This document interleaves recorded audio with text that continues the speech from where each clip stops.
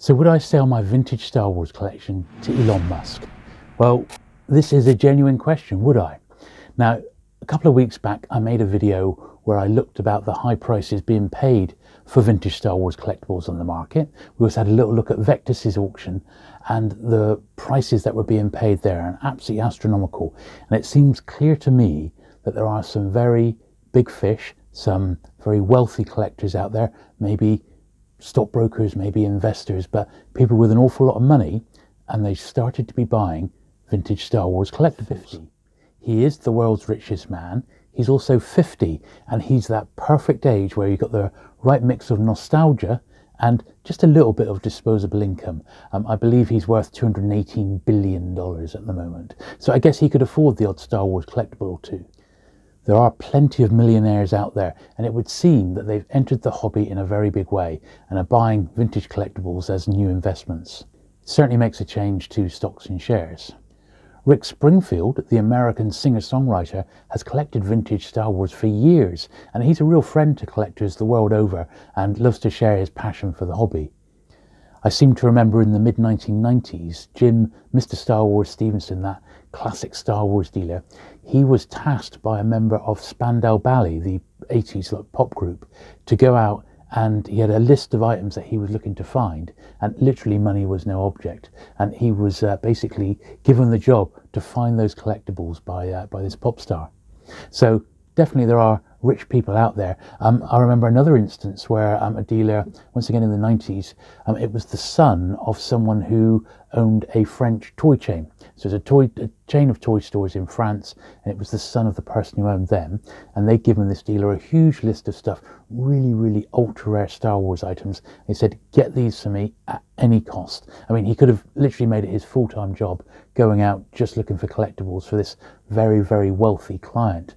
And who knows, maybe there's a bit of that going on now. Certainly Elon Musk wouldn't contact me direct. He'd have one of his employees to say, Jules, we'd really like to buy your Star Wars collection. How much? So that's the million-dollar question, isn't it? What would it take for me to part with my Star Wars collection? I really don't know. I don't know if I could ever put a figure on it, because it's just sort of part of my DNA. There's never been a time when I've not had Star Wars toys in my life. I mean, literally when that first film came out, I was there. I was buying them or having them bought for me. And since then, even, you know, when I've been moving around, when I was a youngster, I was going from lots of different addresses, I still somehow managed to keep hold of most of my Star Wars toys. I got rid of some of it, but I kept an awful lot of it, and I'm so glad I did, even if it was just the more basic figures. And since then, I've never, ever had a time in my life, you know, for the last 40 odd years, when Star Wars has never been a part of it. And I've always had Star Wars sort of toys around me. And I think if someone came up to me and said, right, I want to buy your entire Star Wars collection, everything with a Star Wars name on it, I might struggle a little bit to let it go. Potentially, of course, the time will come when I'm a little bit older and a little bit grayer, and I'm going to have to think about what to do going forward. Now, you know, I don't know if there's many Star Wars collectors, say in their 70s or 80s. There's probably some. There's probably collectors who just take it to the grave. But I don't think I'd want to lumber my wife or my family with the task of trying to get rid of my Star Wars collection. I think I'd probably make a lot more money out of it if I was to sell it either to a wealthy collector, just in one job lot, hopefully before I die, or dispose of it bit by bit and really maximize the value of it. I just don't know.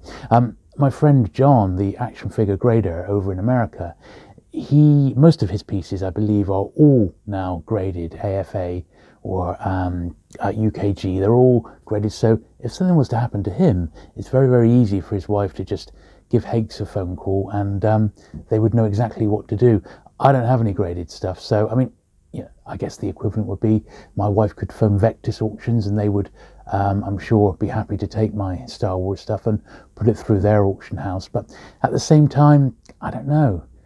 There's something attractive about someone coming in and saying, well, look, I'm just going to give you this one-off figure, and you just load up the van, or the lorry in this case, and I'll buy the whole lot. It is almost an impossible dilemma, because I don't really know, and I've not gone down and tried to work out what everything is worth. And with the market as hot as it is, I mean, who can put a figure on it? It's forever changing, and prices go up as well as down. So I suppose you could find a happy medium, but trying to put a value on it as a whole is a really, really difficult thing to do. However, I suppose if someone came to me and said, Jules, you know, I'll give you £500,000 for your entire Star Wars collection, and there it is sat in front of you, that would be a difficult thing to turn down. It would be life-changing. I could, you know, give up work immediately, become a full-time YouTuber and give you more videos, maybe a bit like this. But I think if I got rid of all my Star Wars stuff, it would be like I would have lost a limb. I mean, literally, it would feel like that. And I think I'd have to let it all go, but then I'd start collecting it again, at least a loose set, because I'd have the money there in the bank. And I just would feel a bit lost, even without, say, a set of loose figures to look at and, you know, collect one by one. I think it just wouldn't feel right to have nothing. But, you know, potentially the rest of it, all the carded, the toys, the ships, all the signed stuff, yeah, potentially I could let it go for, say, £500,000. Not that anyone's going to offer me £500,000, but I'm just saying that's what it would sort of take for me to, like, release it and let it go, because it's that much ingrained in me. And I'm absolutely certain anyone watching this, if you're a Star Wars collector, you'll feel exactly the same. Everyone wants to buy it. There's not many people looking to sell, and the people who are selling, it's, you know, due to circumstance more than anything. In fact, I've let a few bits go myself over the years. So I've let the odd a handful of carded figures that were a couple of really nice ones, of like premium ones, but mainly lower grade bits and pieces that didn't really fit in the collection.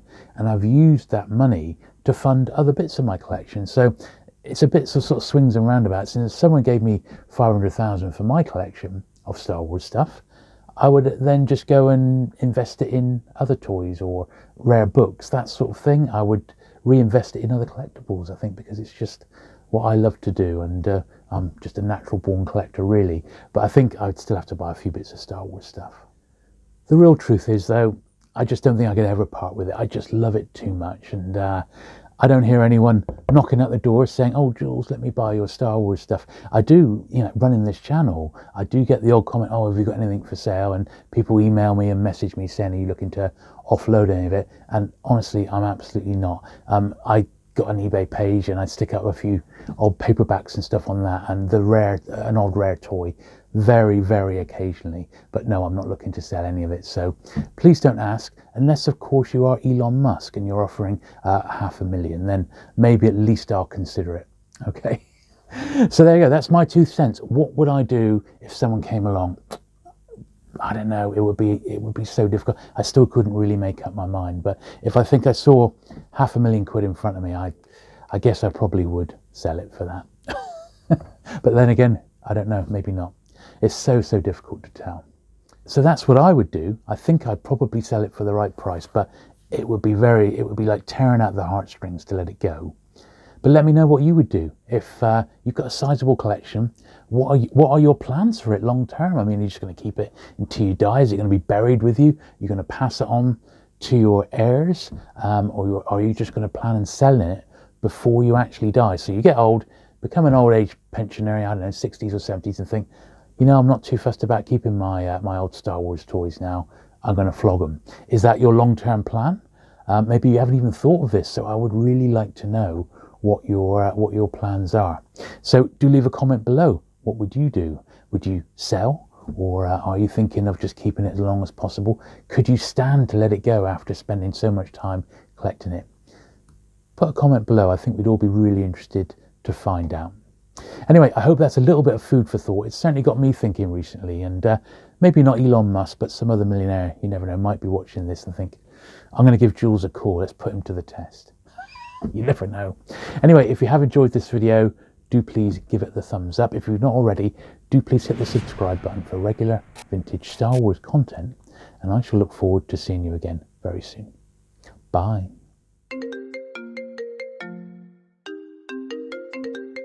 Hello, Jules. Who's this? Elon? What, Elon Musk, Elon? Wow. Did you see my video where I was contemplating you buying my Star Wars collection? You did. Do you collect Star Wars? You do. Wow, okay, well, you know the price. I'm looking for a cool 500,000. No, I won't accept 450,000. It's a million or nothing. Okay, well, you think about it, mate, but I think you can just about afford it. Bye.